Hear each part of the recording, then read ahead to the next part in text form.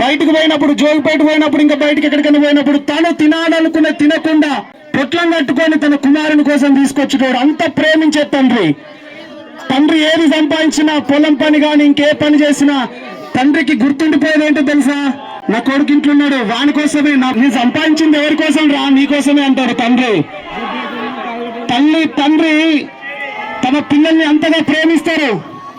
ఈరోజు ఒక మాట చెప్తున్నాను మీ అందరికి. ఇక్కడ ఉన్నటువంటి చాలా మంది యవ్వన పిల్లలు ఉన్నారు కదా, తల్లిదండ్రులతో కొన్నిసార్లు ఇక్కడ కొంతమంది పిల్లలు ఉన్నారు, వాళ్ళు వింటున్నారు అనుకుంటా. 50,000 ఫోన్ కొనియాలి డాడీ అని అడిగినోడు ఉన్నాడు కొడుకుడు. నేను అంటున్నాను, నీ ప్రాణం పెట్టింది మీ అమ్మ నీ కోసం. ఒక పిల్లని కనాలంటే సచ్చి బతకాలయ్యా బిడ్డ. నిన్ను కనడానికి నీ తల్లి సచ్చి బతికింది. ఒకేసారి 20 బొక్కలు విరిస్తే ఎంత నొప్పి లేస్తుందో డెలివరీ కావాలంటే తల్లి ఎముకలన్నీ విరిగిపోయినంత నొప్పి పెడతాయి తల్లికి. చచ్చిపోయి బతుకుతుంది తిరిగి. ఆ లేబర్ రూమ్లో ఎంత నొప్పులు తీస్తూ తల్లి పిల్లల్ని కంటది. ఇంత ఎదిగిన తర్వాత నా ఇష్టం వచ్చినట్టు నేను పోతా, నా ఇష్టం వచ్చినట్టు నేను చేస్తా అనడానికి వీల్లేదు. ఒకటి ప్రియ యవన బిడ్డ, ప్రసంగి గ్రంథం 11వ అధ్యాయంలో ఒక మాట ఉంటది. ప్రసంగి గ్రంథం 11వ అధ్యాయంలో వేసి తిరిగి వెళ్ళడం, పరలోకానికి వెళ్ళడం. నిజంగా శారీరకంగా మన మధ్యలో లేడు కావచ్చు, ఆయన పరలోకంలో ఉన్నాడు కావచ్చు, కానీ తల్లిదండ్రులకు తీరని శోకం అది. మరి గ్రామంలో ఉన్నటువంటి మరి బంధువులకు కానీ, ఇరుగు పొరుగు వాళ్ళకు కానీ, సంఘ బిడ్డలకు కానీ, పెద్దలకు కానీ, ఫ్రెండ్స్కి కానీ, మీ అందరికీ మనందరికీ అది తీరని లోటు. మరి నాని కోల్పోవడం.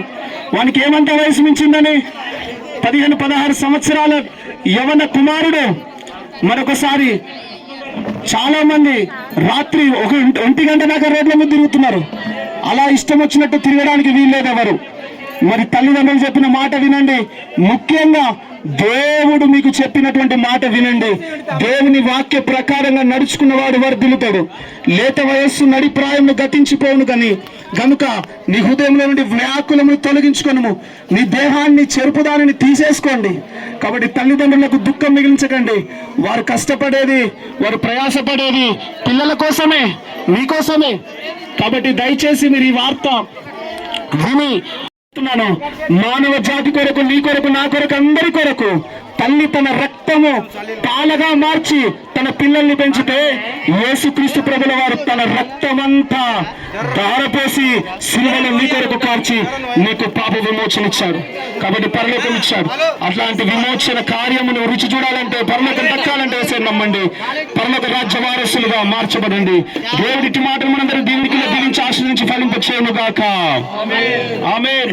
ప్రార్థన చేద్దాం. మన మధ్యలో ఉన్నటువంటి పోర్చంపల్లి నుండి వచ్చినటువంటి దైవజనులు శ్రీనివాసయ్య గారు మన మధ్యలో ప్రార్థన చేస్తారు.